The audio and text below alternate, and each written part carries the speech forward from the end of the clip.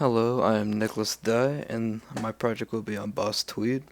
Boss Tweed was known as actually William Tweed. He's most noticeable for being one of the bosses of Tammany Hall.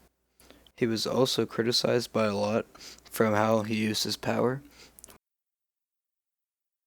Boss Tweed was actually considered a pretty good mayor at the time of New York, but he soon became corrupt. The party that he advocated for was the Democratic Party. Sooner or later, Boss Tweed became very corrupt, and then he started using things like graft, which graft is defined as using political power for personal benefit. You can be dishonest, or you can be an honest grafter. But he was a very dishonest grafter, as he would use lots of bribing methods. One thing he would do is that he would give you a job for your vote. So, like, in order to get the job that you wanted, that you had to vote for Boss Tweed, which was a good way to get him elected.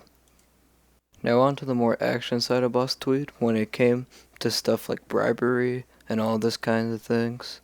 A cartoonist named Thomas Nast started showing up everywhere in the Harper's Weekly. He would start making fun of Boss Tweed with lots of cartoons that are shown in this video. These cartoons were actually pretty powerful, as people could easily understand what a cartoon was saying. But reading wasn't as easy as a cartoon. With a cartoon like in a newspaper or something, everybody can read it. So with these cartoons, people would start perceiving Boss Tweed as actually a pretty bad guy.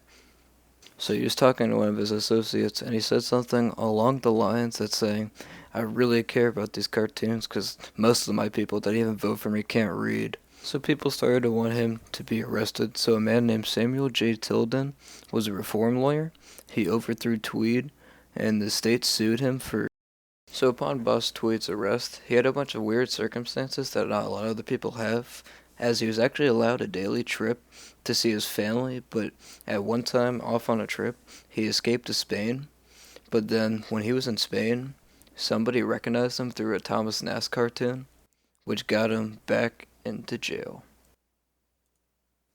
Before he was jailed, there was an expense report that the New York Times got a hold of, but Boss Tweed didn't want them to publish it, so he actually offered them about $5 million not to publish it.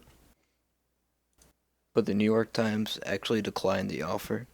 So the New York Times posted an expense report about all the corruption that Boss Tweed has done, and when it was shown, the people were very shocked. This was the nail in the coffin for Boss Tweed and his reputation. Everybody couldn't see him the same after that. After the fall of grace that the political machine took, people started realizing that they elect their mayors and stuff, and they needed to choose wiser, so this would never happen again. Tammany Hall changed their ways after that, as they would not exchange jobs for votes anymore. Boss Tweed was a very important person at the Progressive Era, as we recognize the people that we elect make the decisions for our government. Another reason why he's a very important figure is so that we don't repeat the past and elect another corrupt politician.